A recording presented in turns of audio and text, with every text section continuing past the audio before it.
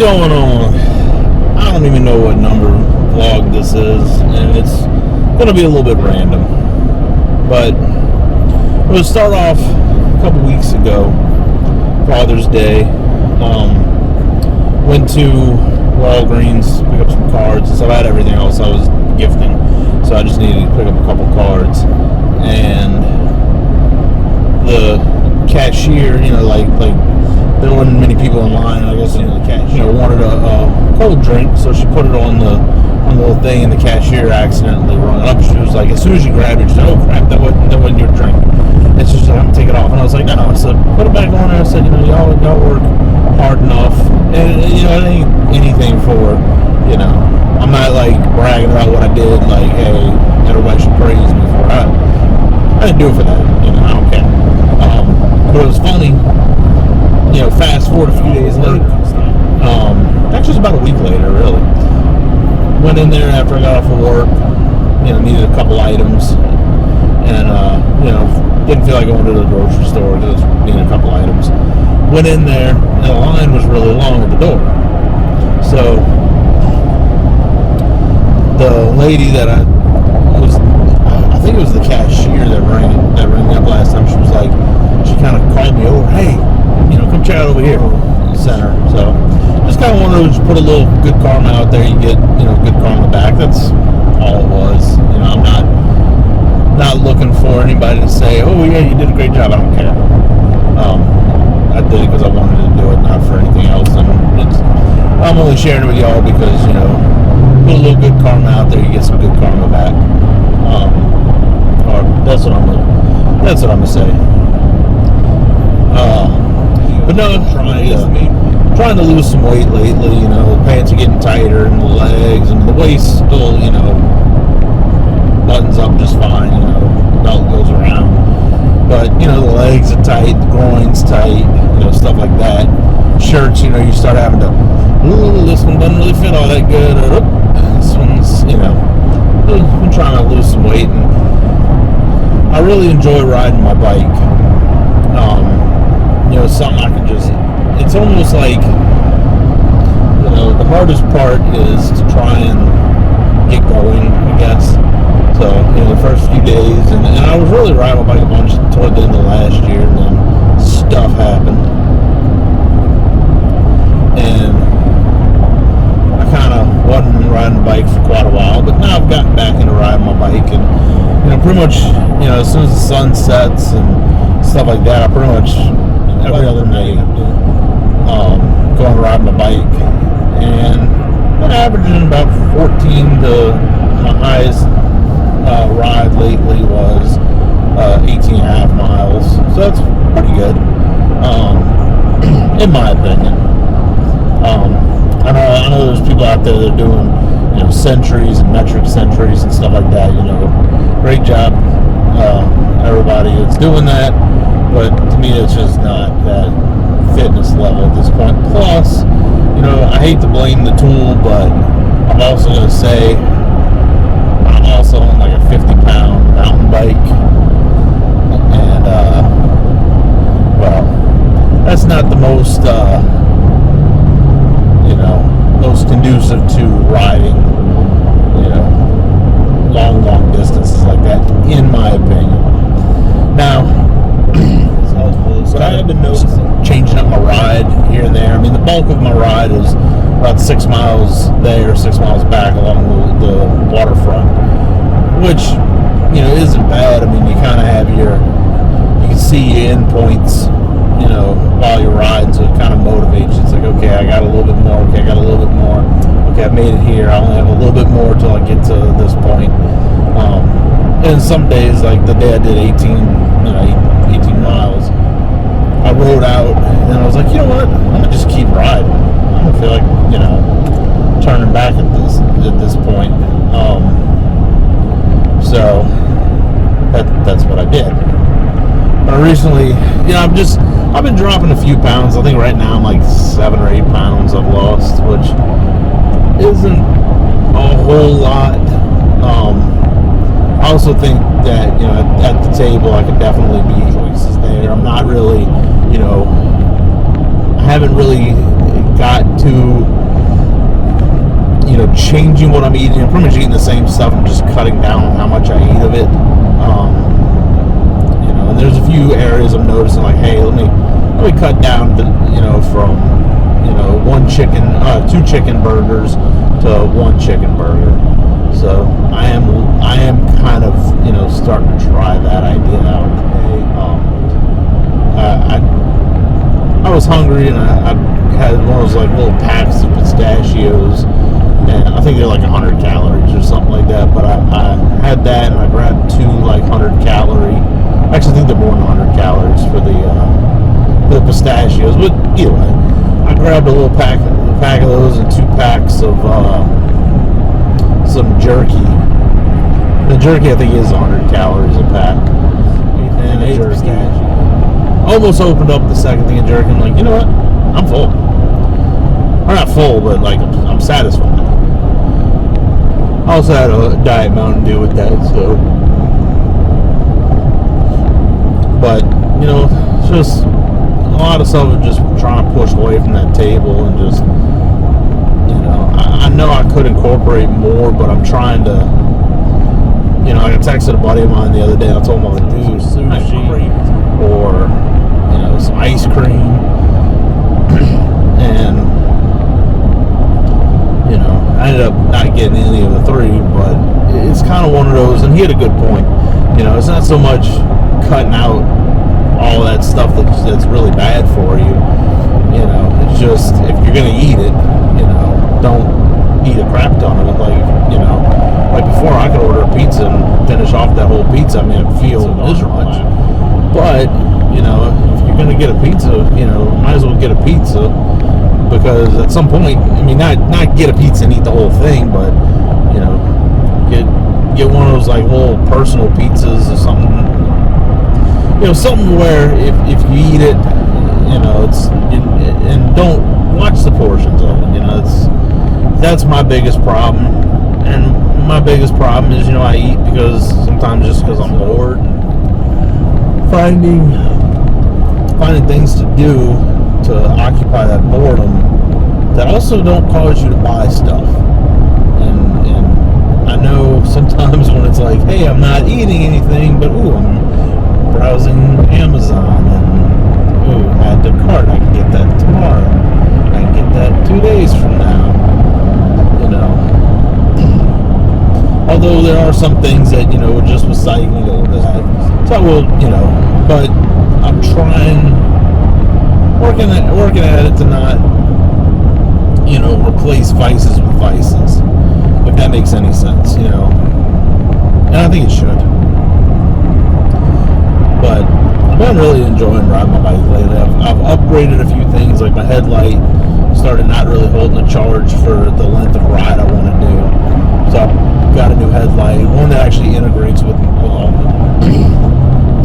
And at the end of the day, it's like, yeah, you know, I'm kind of getting deeper and deeper into the Garmin ecosystem. But at the end of the day, there's stuff, you know, so far, I mean, the Phoenix watch I've had for the last 3 or 4 years now has held up just fine. I mean, this thing, I mean, it's got its marks for the age it is, but I mean, overall, it's in excellent shape. I don't feel bad buying more of the Garmin ecosystem. It works together well. Everything functions properly. So, and the light I had before was supposed to work with the Garmin computer, but I think what happened is, and this is just my guess, I think when Garmin came out with their own light, or realized that someone else had a light compatible with their system, I think they purposefully, somebody, either the light or the change, that made it to where that light didn't work with their stuff as well as a Garmin light would. I could be wrong. Don't be mad, Garmin. Please sponsor me. You know, I don't know, but the light works very well. I ended up finally getting the radar taillight. And if you're a cyclist, you've seen it, you've probably heard of it, you're in the whole Garmin ecosystem. But I will tell you this, that light is pretty cool. And I know I don't have the functionality with it that I would have if I had more the word I'm looking for, a more complex cycling computer. I know if I had something a little more, I just have the 130 plus. Works well for what I need, but I know for a fact if I had one of the more feature packed models, more functionality from the light. So eventually I may upgrade, but not right now. Works perfect what I need. But the cool thing is when there's a car coming up behind you, it'll beep at you. It'll show where the car is, distance-wise, and it works well, so long as you don't sit there and just stare at the screen, like, when it starts beeping, kind of make sure your lane position, I don't wear earphones in my ears. I have I have bone conduction headphones, so there's nothing in my ear. So, and I usually when I'm in the neighborhood, and even when I'm riding, along the waterfront, I don't have my music so loud that I can't hear things around me. I have it where I can still hear, I still maintain situational awareness. So, I can see, or, I can, if the thing starts beeping, or listen, see, okay, that sounds like a big truck, or something like that, or it sounds like a car that's moving kind of fast, or, hey, I see, blinking lights or something, like a emergency vehicle or something. So, being able to have a little increased situational awareness responsibly is pretty helpful with it. So, I've been liking it. And one thing I did notice that's kind of cool is when you just ride, it does like a steady burn, but whenever it detects a vehicle, and I noticed this in front of the house when I was finishing my ride last night, when it detects a vehicle, it starts blinking like in a strobing pattern. It'll blink a few times, and it'll stop, and it'll blink a few times. It's like kind of a weird, not just a constant, it's more of a, hey, I'm gonna try and get, this person's attention type of a strobing that it does. By a very slow moving vehicle. And now I feel like now that we get over, now these people that are merging on the interstate aren't going to be going fast enough. So I have to jump back over. Because this car that was going quick, all is right with the world again. But yeah. And of course.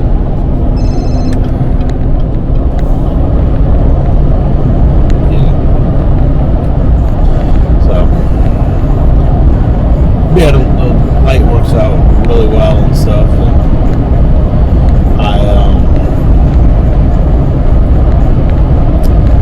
lost my train of thought there again. Yeah, just trying to lose a little bit of weight, riding the bike a little bit more, and just trying to doing what I can. I'm not trying to be drastic with anything, not really.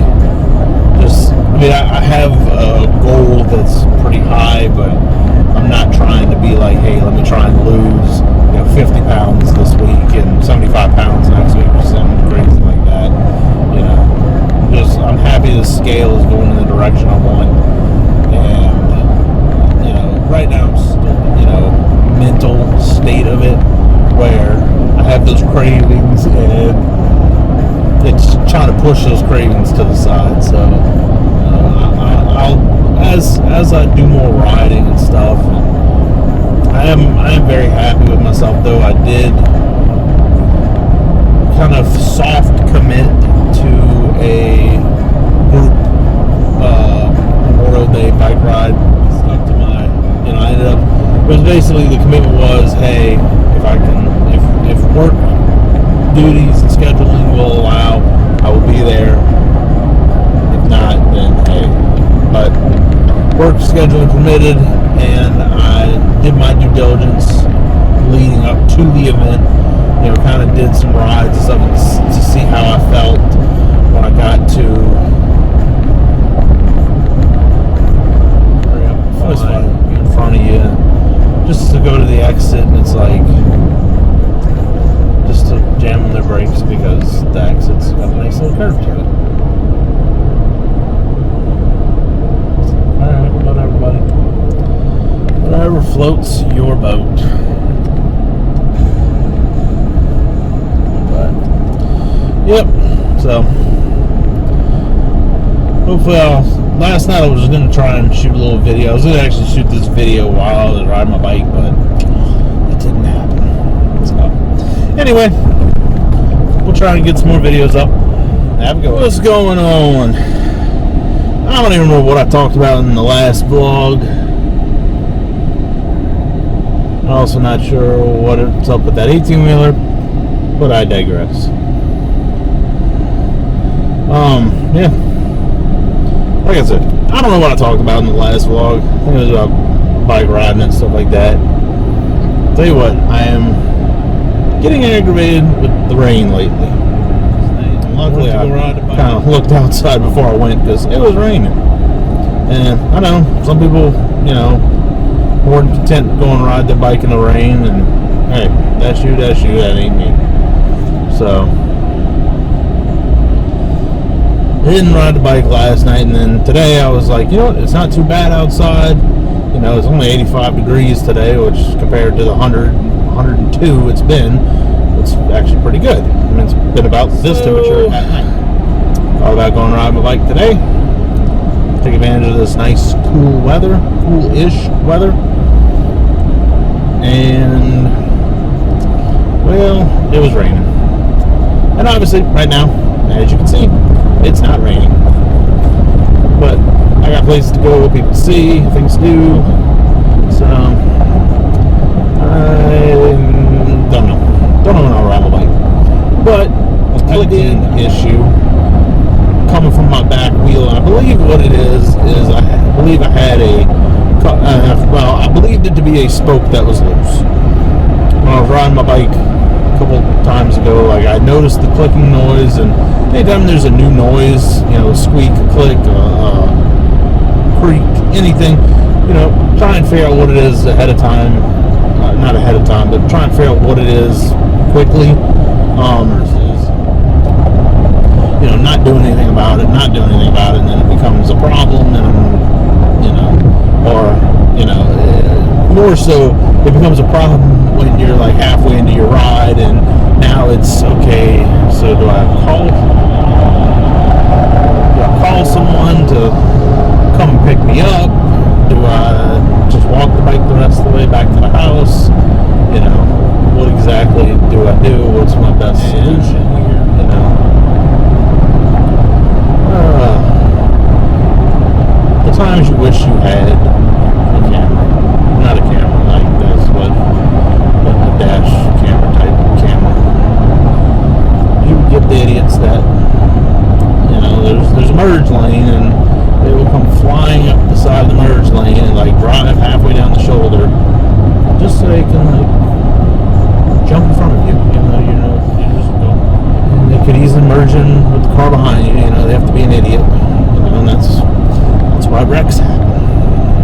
It's people like them decide to drive like idiots. But I digress.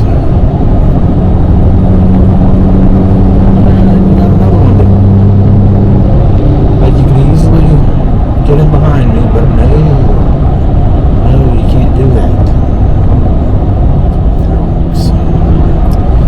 Either way.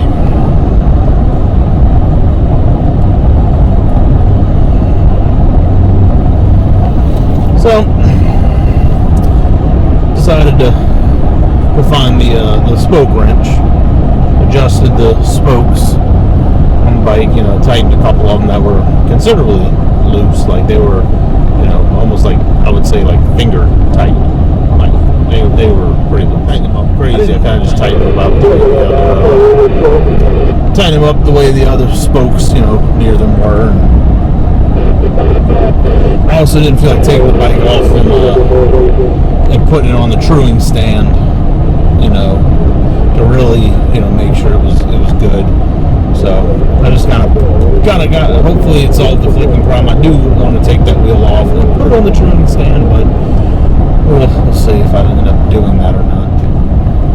I probably won't just pull it off just to put it on the truing stand. I'll probably pull the back wheel off, clean the cassette, and clean the chain and re-oil everything.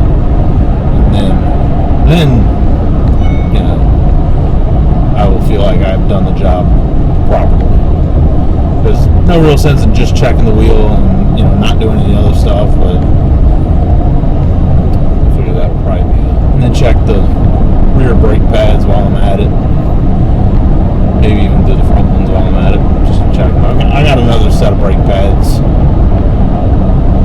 just in case. It's kind of one of those, you know, I don't know if any of y'all do it like this, but at my office we do like a little Christmas gift exchange. But the way we do it is instead of doing like one of these where nobody knows what they're getting, and it's kind of what this person likes. Basically, Amazon wish list. The few of us that participate in it are in that group and can access that list on Amazon. And then, you know, it's like, okay, hey, you know, we'll buy for each other off of that list, and everybody kind of agrees. You know, basically nobody spends more on the other person. Like if I'm getting a gift for you, Mr. and Mrs. You,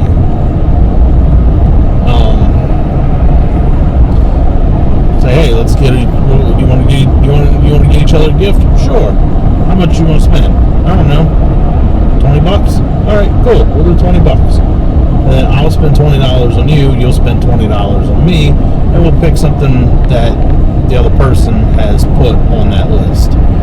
So it keeps everything fair instead of like, you know, I'm like, oh, well, you know, maybe you know, they're probably going to say, oh, you know, times are tight for them, so let me spend, I don't want them to make, you know, and then doing this backwards, I'll spend a lot, I'll not spend a lot. You agree upon a price, and, you know, sometimes it's gotten out of hand, but it's always pretty fun. You know, everybody ends up, you know, feeling like they have, you know, nobody walks away feeling like, oh, I spent $200 on this person and they only got me a $30 gift. You know, I'm upset of it, but it's, you know, so much easier. And a lot of times we just do it because it's like stuff we would have gotten ourselves, but, you know, and that's really what it is, because, you know, everything that's added to that list is stuff that's like, well, you know, I would have gotten this for myself anyway, but, you know, I'm not buying it for myself. You know, I got it as a gift. You know, kind of different little thing. It is cool as it could be. I mean, we all enjoy it, but I rabbit hole with that. It's probably something I got for the bike. Oh, brake pads. Yeah, got the brake pads last year for Christmas. So it was just kind of a, hey, have them on the shelf because I don't want to be dealing with, hey, I need brake pads and nobody has them in stock and I got to try and find them and now I got to wait a month. You know, tires and tubes, I can easily, you know, get those quickly. Cables, get that quickly, but start dealing with discs. You know, you start dealing with proprietary pads and stuff, and it's easier to just have them on hand. And when you need them, you got them. You don't have to hunt for them. You know. So that's probably, if I can't get some riding done, is I will pull the bike apart, do some maintenance on it. You know, the fun stuff. Also on the fence of with next bike. With starting to, should I look at that prospect? Should I start looking into that? Really wish I had space for two bikes, but I know what's going to happen. I'm going to build a new bike, and then I'm not going to ride current bike anymore.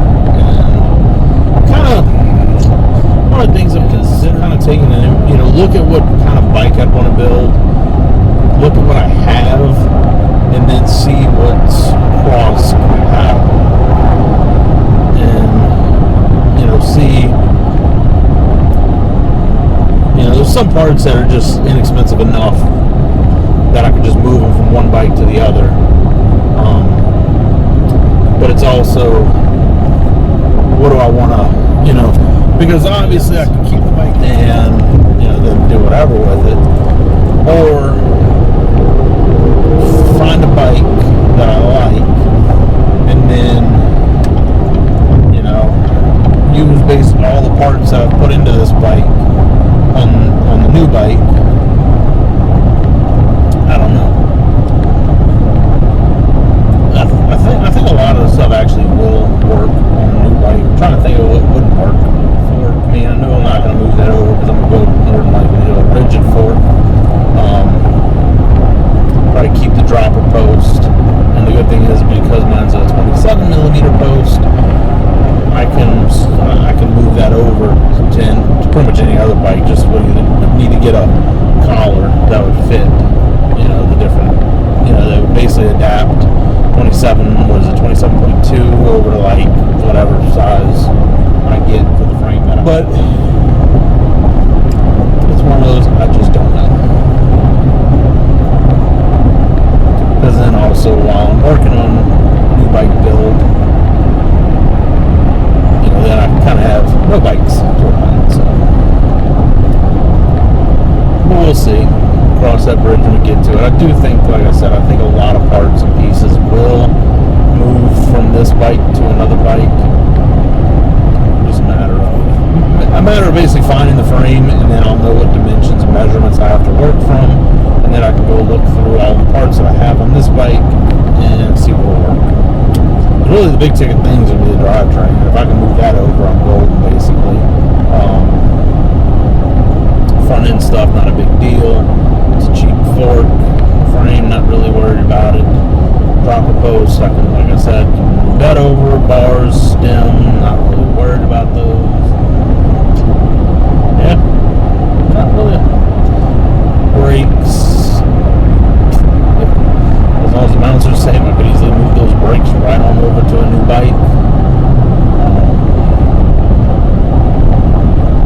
Yeah. But it's like, do I want to go that route or do I not? Who knows? Wheels are probably the only thing I'd have to. So I definitely would want to run. I think I would want to run a narrower tire, so I'd have to see how that would all work. See what tire sizes are compatible on this wheel, and then find a tire that works with that, and then that's compatible with the frame, and the hub width is compatible with the frame. Then basically everything's golden. And I guess I have QR quick release skewers on this, so I'd have to get a frame that has quick release skewers, which are kind of going out of favor these days. So we'll see. We'll see what happens with the bike. I do think I want to start looking into a possible build, because I kind of had the mentality of I could start a build, but do it basically buy everything all at once and build a bike all at once. But if I don't build from what I have, basically buy parts as I find good deals on stuff,